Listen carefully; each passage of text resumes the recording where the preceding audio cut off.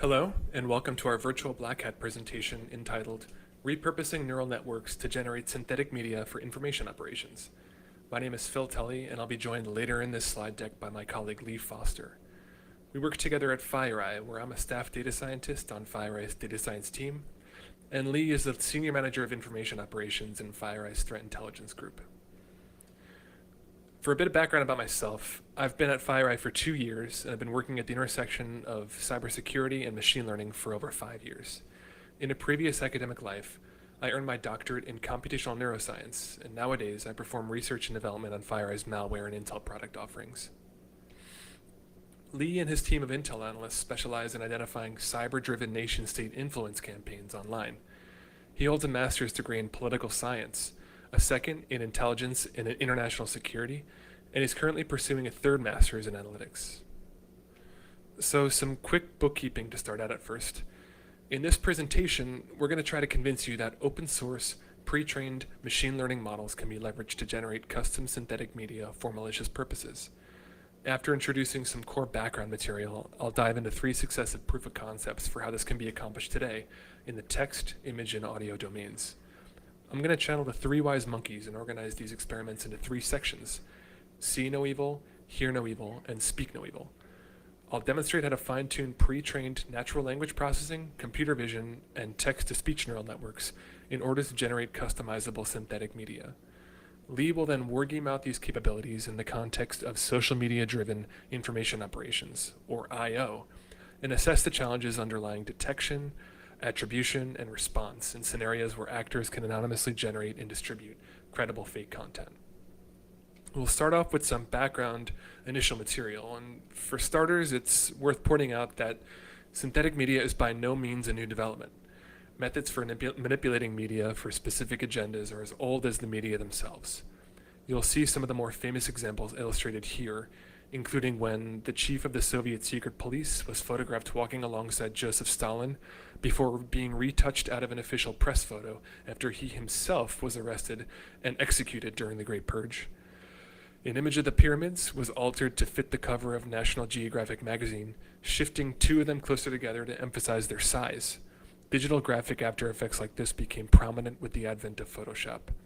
Now, fast forward to 2016, where carefully crafted social media messages were being posted across several platforms in order to disrupt public discourse and influence online opinion leading up to the US presidential election. Then later in the 2010s, the term deepfake was coined. There were several viral deepfakes, including one targeting Mark Zuckerberg, screenshotted here, that was designed to be a warning about the future of digital manipulation.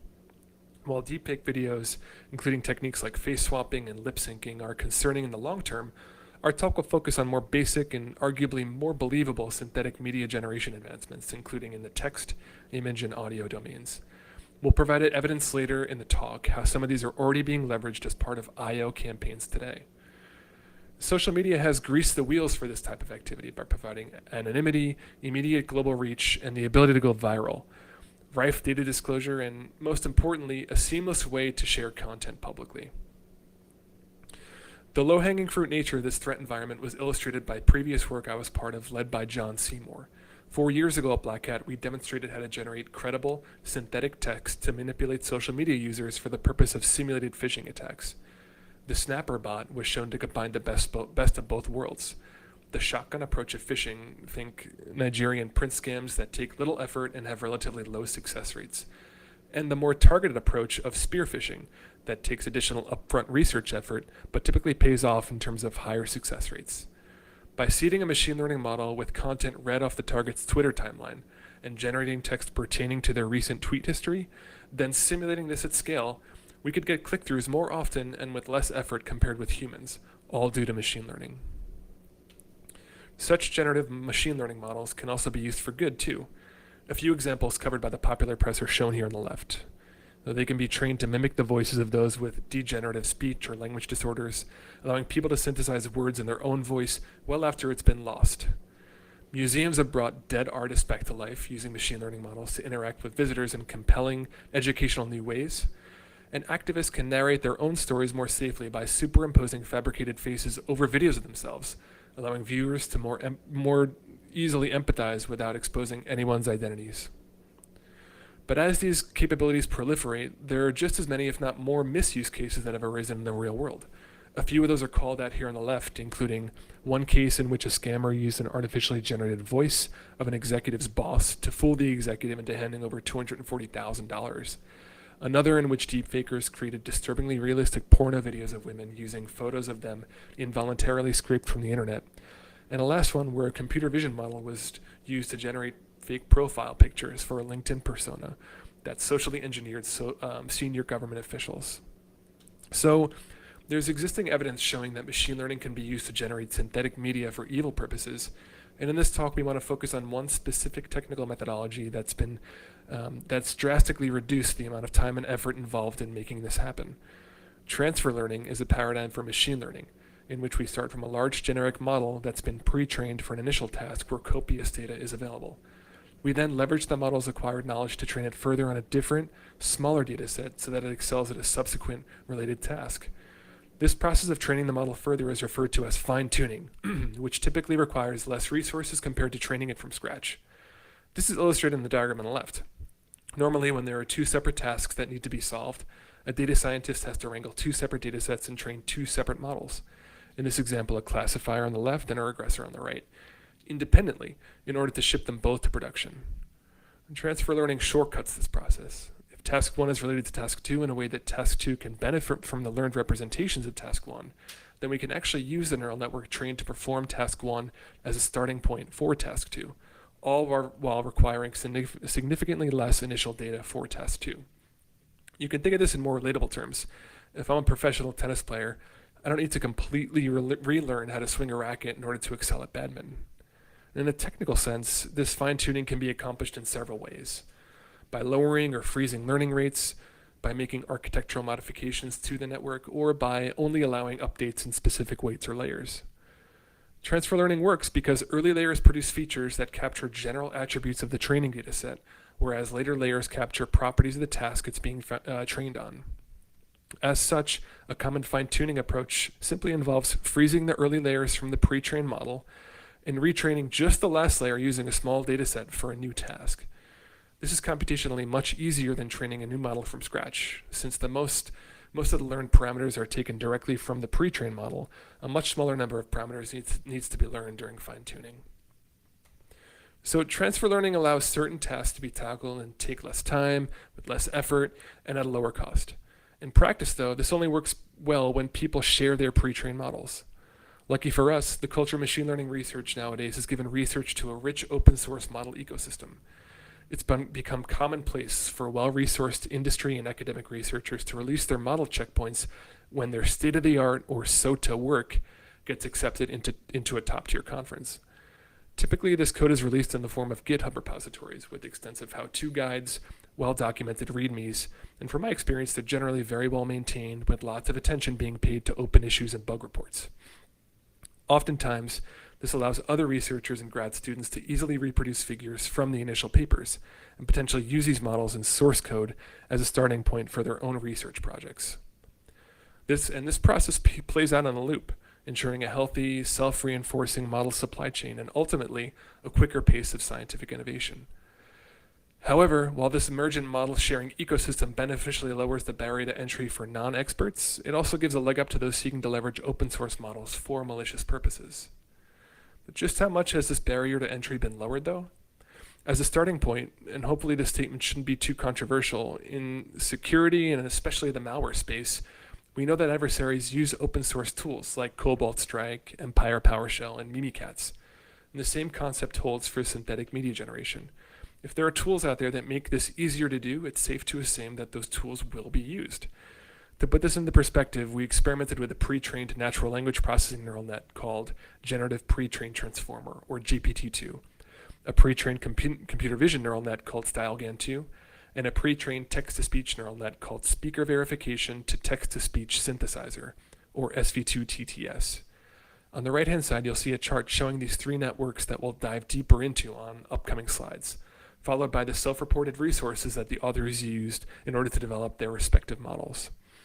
And so what's striking about these figures, if and when they were available, is that the thousands of dollars, weeks or months of time Sheer training dataset sizes and large GPU clusters puts pre-training well out of the reach of script kiddies and other low-resourced adversaries. StyleGAN2's authors went above and beyond by more realistically quantifying resource usage from the idea inception all the way to the open source release, figures that might give even well-resourced adversaries some pause. In comparison, the fine-tuning experiments, which I'll go into next, can be each done in a fraction of the time, cost, data size, compute, and flops compared to these pre-training numbers. Whether it's a cloud-hosted notebook with GPU access like Google Colab Pro, or an AWS P3 instance reservation for just a single day, we're talking on the order of just tens of dollars to fine-tune one of these models. Skill-wise, fine-tuning is not necessarily trivial, but it's also not brain surgery. Authors or other open source contributors often release additional code and tutorials for how to fine-tune, so that all you really need to have is some working knowledge of Python to do this. Furthermore, it's important to point out that each of these models were released just within the last year, so our demonstration should be seen through the lens of the present. However, open source trends we point out here are accelerating, and the bar for generating credible content will likely lower even further in the years to come. So our first proof of concept will be in the image domain, where we'll demonstrate how to fine-tune StyleGAN2 in order to generate custom portraits to impersonate a targeted individual.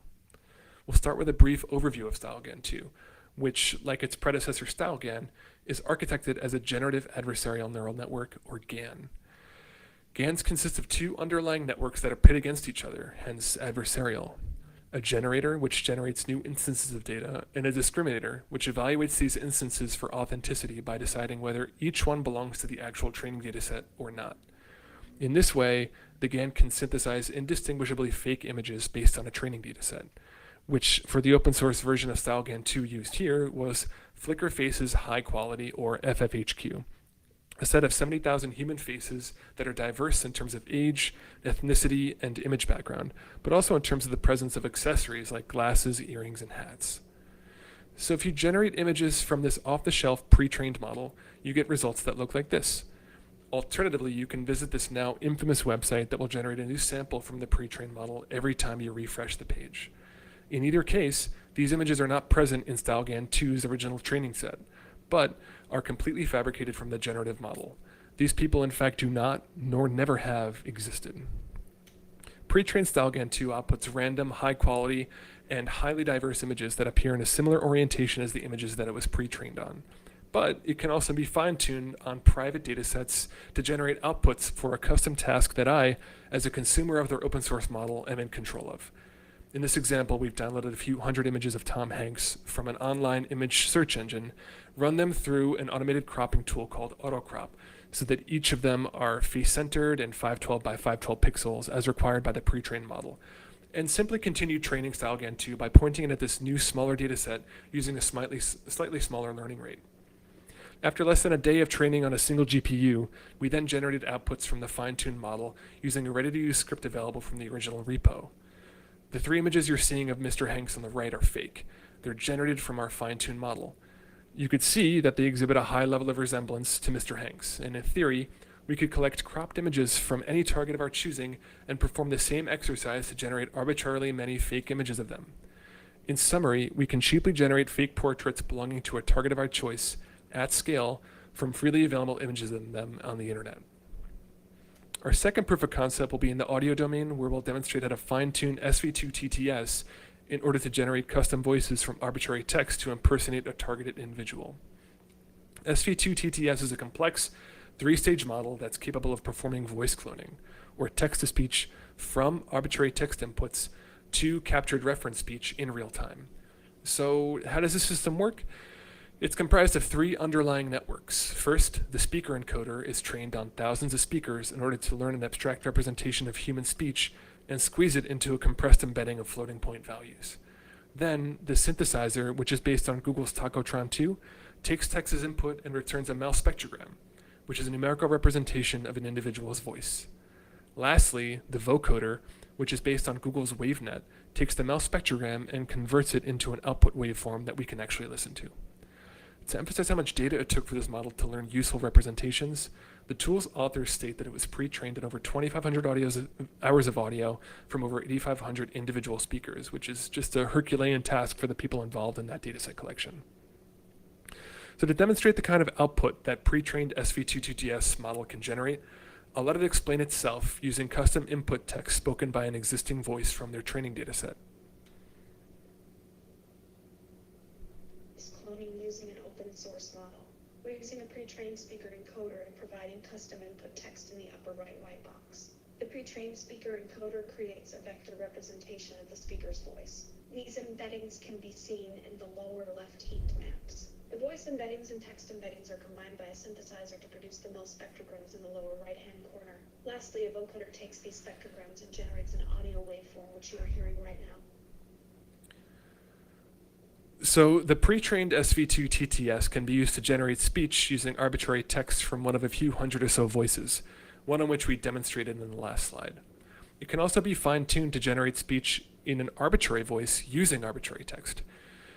All we need to do is collect some audio samples, which are freely available to record via the internet, load up a few of the resulting M4A files, and use the pre-trained SV2TTS model as a feature extractor to synthesize new speech waveforms. Listen to a snippet of one of those M4A samples of Tom Hanks that we used for fine-tuning now. In the 30 building, you're not taking electronics over in the 10 building. So examples of Mr. Hanks like that one, and using them as new inputs, I'll demonstrate the result of fine-tuning on a few texts that were chosen by us to resemble commentary that is representative of some broader I/O themes. It demonstrates that we have a common enemy, but I would not count on this relationship to go beyond that. This regime has shown it will not hesitate to burden good relations for its own financial gain. The leaked documents clearly show that the foreign minister is corrupt and that he has misdirected funds. The intelligence services have indicated that these anti-government protests have been organized by foreign entities. They are bent on stirring up trouble and causing harm to the people of our country. You'll notice that the timbre of the voice is very similar to Mr. Hanks, and that it's able to synthesize Tom's voice from custom text. Neither the text nor the voices have been explicitly contained in any of the original training datasets. In principle, I could generate such cell phone quality speech audio from arbitrary targets, as long as I could acquire audio or video files of them on the internet, and then make that speaker dictate from arbitrary custom text that I control. It's also worth noting that I don't even need a GPU to do this. The pre-trained model was fine-tuned locally using my laptop's own CPU cores, which also suggests that quality improvements are possible as well. Our last proof of concept will be in the text domain, where we'll demonstrate how to fine-tune GPT-2 in order to generate custom social media posts reflecting narratives stemming from a social media I/O campaign. GPT-2 is an open-source neural network that was trained on the causal language modeling task. The objective here is to predict the next word in a sentence from previous context, meaning that a trained model ends up being capable of language generation. If the model can predict the next word accurately, it can be used in turn to predict the following word, and then so on and so forth until eventually the model produces fully coherent sentences and paragraphs. In terms of architectures, which you can see here on the right side of the slide, transformers use attention to decrease the time required to train on enormous datasets, and they also tend to model lengthy text and scale better than previous generations of feed-forward and recurrent neural networks. Again, to emphasize the sheer amount of training data this thing was pre-trained on, GPT-2's training dataset consisted of over 40 gigabytes of internet text data extracted from over 8 million reputable web pages based on high Reddit karma. An example of GPT-2's output generation is pictured here for predictions primed by the phrase, "It's disgraceful that." The passage displays relatively formal grammar, punctuation, and structure that corresponds to the text present within their original dataset. I won't read through the entire passage now, but you can visit our blog post at the link below for more technical details, or download this slide deck for closer inspection. Overall, though, the content is prosaic, sets a scene up between a few different people, and includes dialogue of their interactions in a consistent and logical fashion. So to make GPT-2's output text appear more like social media posts with their shorter length, informal grammar, erratic punctuation, and syntactic quirks like hashtags and emojis, we fine-tuned it on a new language modeling task using additional training data. This data consisted of open-source social media posts from accounts operated by Russia's famed Internet Research Agency, or IRA, troll factory. For fine-tuning, we simply processed social media posts from these open-source datasets through the pre-trained model, whose activations were then fed through adjustable weights into a linear output layer. These fine-tuned text generations are formatted like something we might expect to encounter scrolling through social media. They're short, yet biting, express certainty and outrage regarding hot-button political issues, and contain emphases like an exclamation point. They also contain idiosyncrasies like hashtags and emojis that positionally manifest at the end of the generated text, depicting a semantic style regularly exhibited by actual users.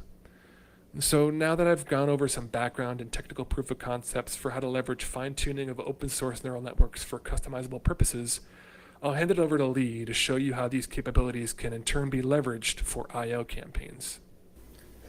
Hi everyone. Once again, my name is Lee Foster, and I run the Information Operations Analysis team at FireEye, which is dedicated to identifying and tracking state-backed cyber-driven influence campaigns online. Now that Phil has detailed the various technical aspects of synthetic media generation and demonstrated the ease with which existing models can be fine-tuned for specialist use cases, I'm going to explore the risks that such capabilities present in the information operations space. Now, the misuse of synthetic media for I/O has been hotly debated in various circles for a few years now. Some argue it will change the game to such an extent that it will become difficult to ascertain whether anything we consume online is true or false. Others argue that the threat is way overblown and that there are much simpler yet still effective influence and manipulation techniques that negate the need for threat actors to even entertain the use of synthetic generation.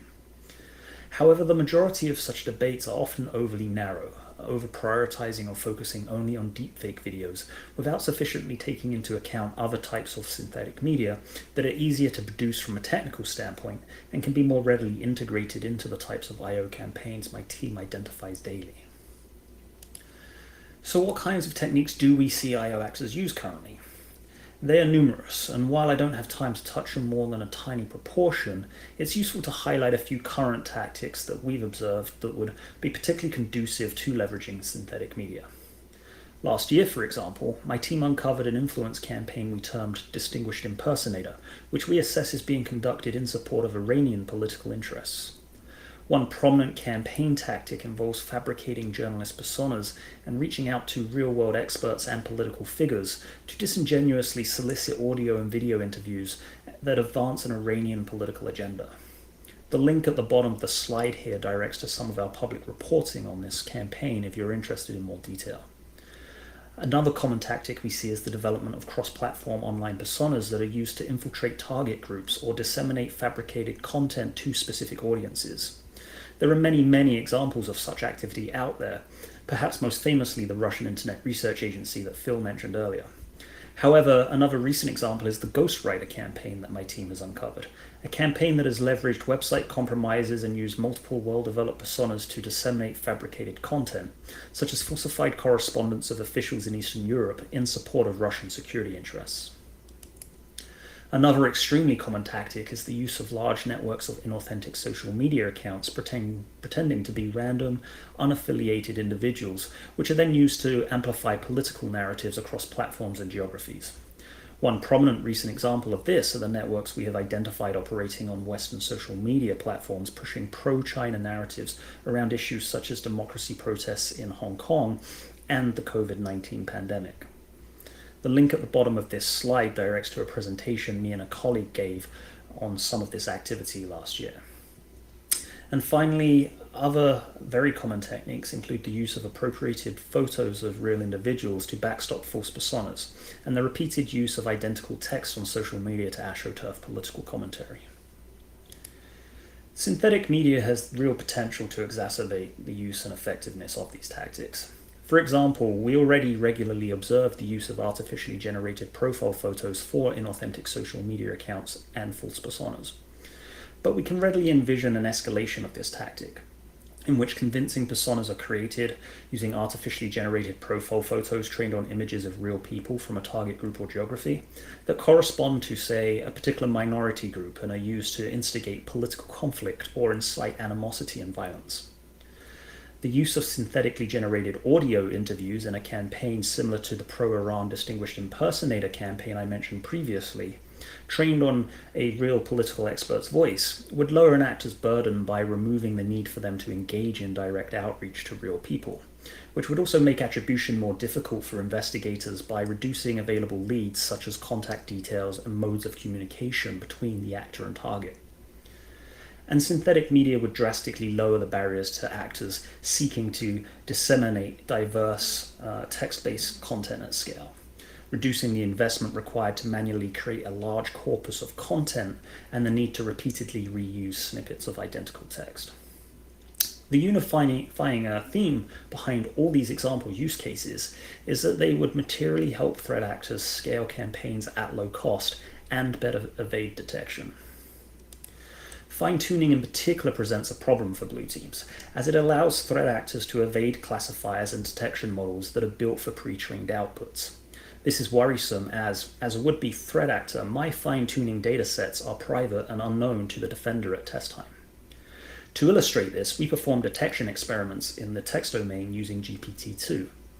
After releasing GPT-2, OpenAI released source code and a pre-trained classifier called Roberta, which does not share the same architecture or tokenizer as GPT-2, that could reliably discriminate between GPT-2's own output generations and its original training data of high karma Reddit posts. We use Roberta first to verify their findings that one can reliably differentiate between fabricated GPT-2 generated text and the authentic GPT-2 training dataset, which is shown by the blue bars in the plots on the right. The first plot shows the scores returned by the detection model on text generated by the pre-trained GPT-2 model. The fact that the distribution is skewed all the way towards the right, close to 1, means the detection model, with a classification threshold of 0.5, can easily classify the generations as fake. This results in an accuracy score of over 97% for the detection model, as shown in the lower right plot. However, when we perform the same exercise using the pre-trained classifier to try to differentiate our fine-tuned I/O generations that Phil detailed earlier, the accuracy dipped to around 78%, as the distribution of scores output by the classifier for these fine-tuned generations shifts closer to chance, i.e. 0.5, as shown in the red in the top right plot. So if threat actors were to fine-tune on a custom dataset they themselves collated, this would present a problematic asymmetry between the data used to create the synthetic generations and the data with which blue teams would have access to or knowledge of with which to build a commensurate detection model. So as mentioned previously, we already frequently see I/O campaigns use synthetically generated profile photos for inauthentic accounts on social media. And here are some examples of recent intelligence reports on I/O activity my team has detected that I screenshotted to give you a sense of both the scale and diversity of this current use case. So we've seen the use of synthetic profile images in the pro-China networks that I mentioned previously, in a recent operation that appeared designed to support government officials in a region of Argentina, to backstop a fabricated journalist persona that was used to amplify awareness of a defacement of a news agency's Twitter account in Kuwait, and in a social media operation that promoted Cuban government political interests. And this is what that looks like in practice, along with some of the markers of inauthenticity that often clue us into the images being artificially generated. You can see in these examples from one of the pro-China networks the common format of a closely cropped headshot with a blurred background, anomalies around the ears and neck, and difficulties with fully rendering glasses. Phantom hair strings being generated outside a credible area. Common issues with the rendering of earrings and shoulders, as you can see in this image that was used in the Argentina-related activity set. And hilariously, in these last two examples, the operators behind the pro-Cuba network didn't even bother to crop out the text placed by the "this person does not exist" tool, stating that the images were generated with StyleGAN prior to use. Now, one of the criticisms that is regularly leveled at concerns about the misuse of synthetic media is the high level of effort required on the part of malicious actors. However, it is important to note that in many cases, the difficult technical work has already been done by organizations and individuals who have developed and released either ready-to-use applications and services or source code that performs generations for a number of non-malicious motivations, including hobbyism, i.e. personal learning or simply for the fun of it, an ethos of the open sharing of technical research, and direct commercial applications for marketing and advertising, corporate communications and training materials, and even for the creation of assets in video games and other consumable media. Synthetic media as a service is particularly worrisome, as it is important to note that we have already seen actors outsource the organization and conduct of specific influence campaigns to public relations firms and other organizations that possess a nuanced understanding of how to target audiences and create engaging content. For example, Facebook has announced multiple takedowns of accounts and pages on their platforms engaging in foreign interference that were operated by PR firms. Last month, they removed assets operated by a Canada-based firm that engaged in election-related influence activity in South America, and in May removed assets operated by a Tunisia-based firm that poses locals and independent news outlets in sub-Saharan Africa. It does not take much for IO actors to make a similar leap to the use of commercial providers of synthetic media generation to augment their campaigns and further bypass the technological barriers to entry, beyond the use of transfer learning that Phil detailed earlier. Indeed, the adoption of commercial outsourcing would provide numerous benefits to IO actors, including providing multiple avenues for operational deployment, which would reduce direct ties back to sponsors and make campaign attribution more difficult for investigators, increasing the diversity and specialization of both assets and content by drawing on external expertise, lowering the investment and expertise required by a sponsor themselves to partake in synthetic media augmented I/O, and adding multiple layers of anonymity and plausible deniability against accusations of responsibility for any particular campaign. So what should we take away from everything that Phil and I have discussed throughout this talk? First, and perhaps obviously, it highlights the need for the research community to focus attention on the development of technical detection and mitigation capabilities. There are already some organizations focused on this mission, and multiple avenues of research that can and should be pursued. These include statistical and machine learning approaches to detecting synthetic media, as well as the identification of fingerprints and forensic indicators, such as text-based grammatical and image-based positional indicators that can be detected both manually and in automated ways. Other avenues of effort focus on the content authentication side of the challenge, developing ways of allowing producers to verify, mark, or sign legitimate content, for example through the insertion of trackable metadata at the content generation stage. And similarly, ways for the developers of synthetic generation tools to watermark those tools' output. And then, of course, there are hotly debated policy considerations around content moderation, social media account registration, authentication, and fact-checking that are currently nowhere close to being resolved.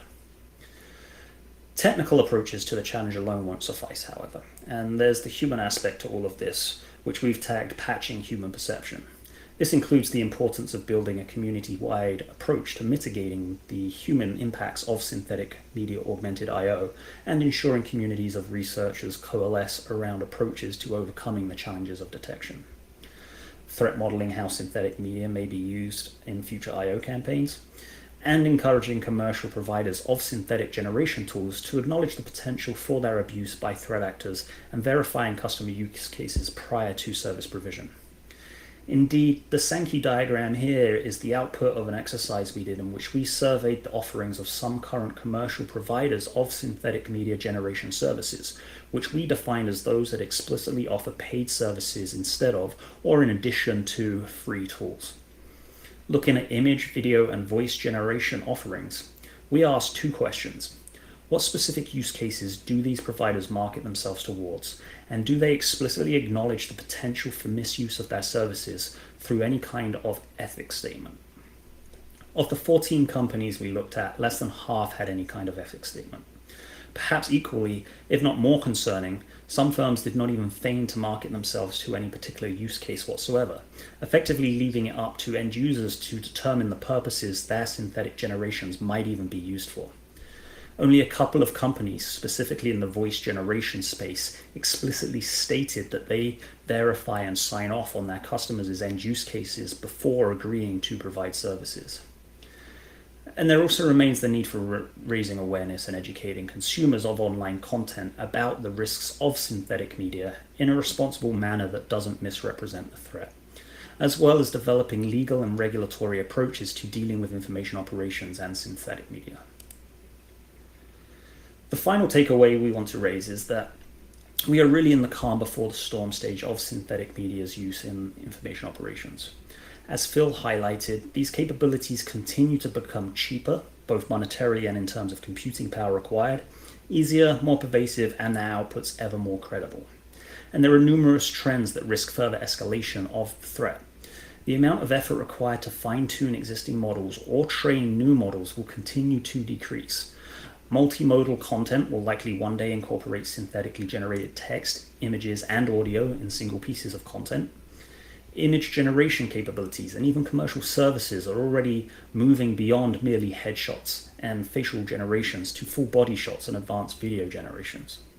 And end users will enjoy increasing control over and ease of content generation, both through being able to steer generations towards particular attributes at more granular levels, and by being able to leverage an increasing amount of low-code or no-code applications for content creation.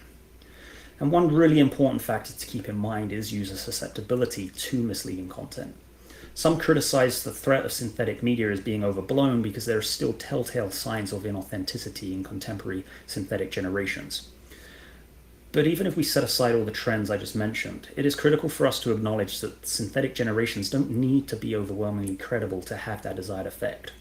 People are accustomed to consuming short, authoritative, error-riddled social media text at speed without dwelling too much on its linguistic features or origin. They are accustomed to consuming poor quality audio and video snippets, and most users are unlikely to give a Twitter account's profile image more than a cursory glance as they scroll through their feed and ingest the written content at rapid speed. All of this points to a crucial consideration. The quality bar does not need to be particularly high when it comes to synthetic generations.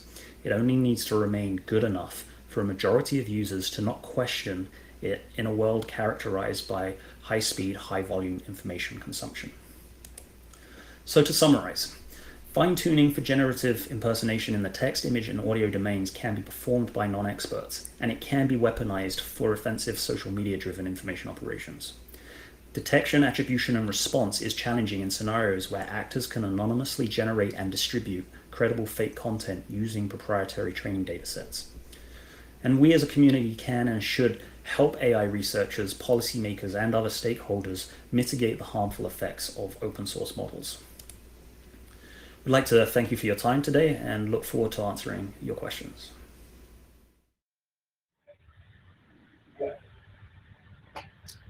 All right, folks. So thanks for your interest and attention in this talk. I see a few questions in the chat. We have a few minutes here, so if you have some more, please get those in. First, want to address, sorry about the audio quality. So what I'll do is I'll drop a link to our blog post that should have the audio samples there for people to take a listen to. So I'll do that now. And also, so someone had asked about the availability of a paper. This blog post would be the closest thing to that from our side. If the question was more pertaining to the papers we discussed in the talk, our slides will be available on the Black Hat website, I think soon. And we made sure to put references at the bottom of each of those slides. Otherwise, you can just Google these. One of the beauties of this I guess the thesis here is that these are all open source, all these models we used. So not necessarily trying to make this a how-to guide for bad actors, but you yourself can go up and try and play around with these things. But otherwise, let me hand it off to Lee for another one of these questions. Thanks, Phil. I know we've only got like a minute and a half here, so I'll quickly breeze through the questions that came up for us here. So Robert asked about companies like Liability have made much of their willingness to restrict the sale of model output. What are your thoughts on these kinds of models from the perspective of future concerns? As I alluded to in one of the slides there, we did note that a couple of firms in the voice space actually do vet use cases and confirm that the consumer has the legal right to use the voice that they're trying to fabricate. And so I do think that this is a good model. In general, the question is, how do you try to normalize this across this entire industry when you have kind of very different tiers of players here? Patrick asks, for the PR and marketing firms engaged in this, have you found a common pricing model? If your question is about the outsourcing of I/O campaigns in general to PR firms, no. And I would presume that those are kind of custom spec'd. But on the synthetic generation, a couple of models did emerge. One is kind of a timed use model and access to a services API. Another is kind of a custom quote depending on the scale of the project. And then finally, Gabriella asks, have you seen any liability cases for using AI images that actually look like a real person? If you're talking from a legal perspective, no, not that I'm aware of, but definitely, something to kind of look into, I think, for sure. I think we're out of time now. So if there are other questions, please hit us up on email or Twitter, and we'll be happy to chat with you.